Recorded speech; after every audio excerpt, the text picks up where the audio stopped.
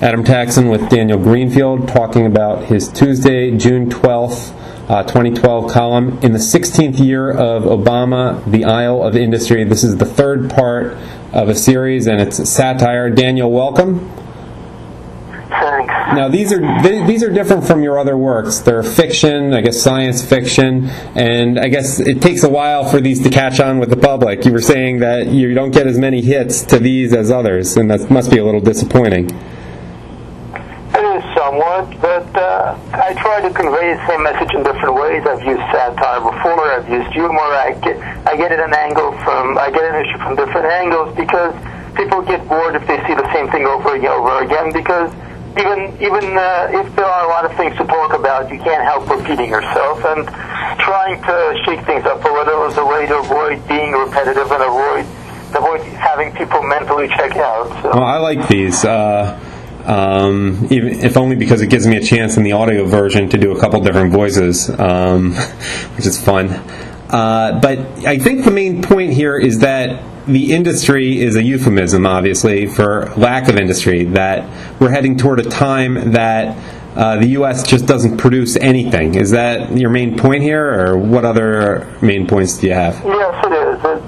Yes, it is. As usual, the key point is, and really the entire theme here is that the left is self-nullifying, it's self-destructive. It destroys what it takes over, and what it takes over becomes the negation of itself. Education becomes the negation of education. Free civil rights become the negation of civil rights, and industry becomes the negation of industry.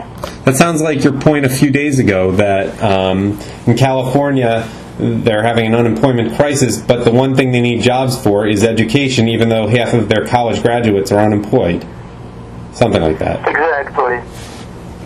Now, the unions are still strong, which might be at odds with the Scott Walker phenomenon in Wisconsin, but tell us where you see in this science fictional piece the unions going.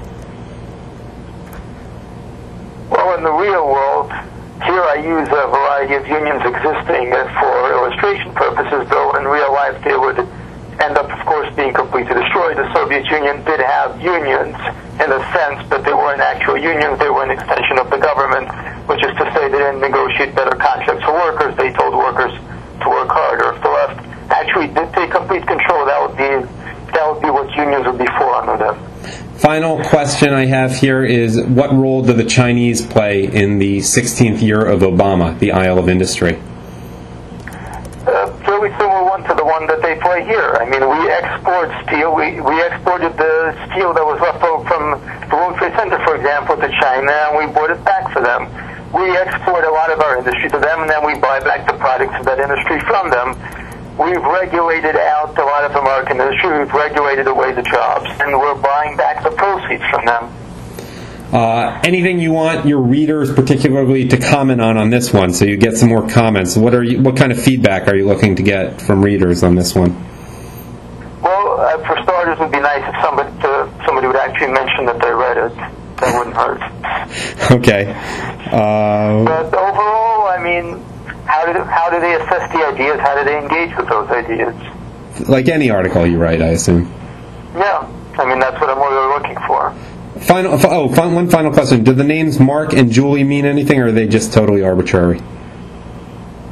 They're really just a kind of generic name that you might expect a liberal couple to have, but they don't have any larger meaning. I think they're probably a little too normal names for liberal couples. I would think it would be more like Aiden and Chloe for the kids of the future, but that's just my bias. All right. Well, there is that too. All right, Daniel, I'll talk to you again soon. Okay.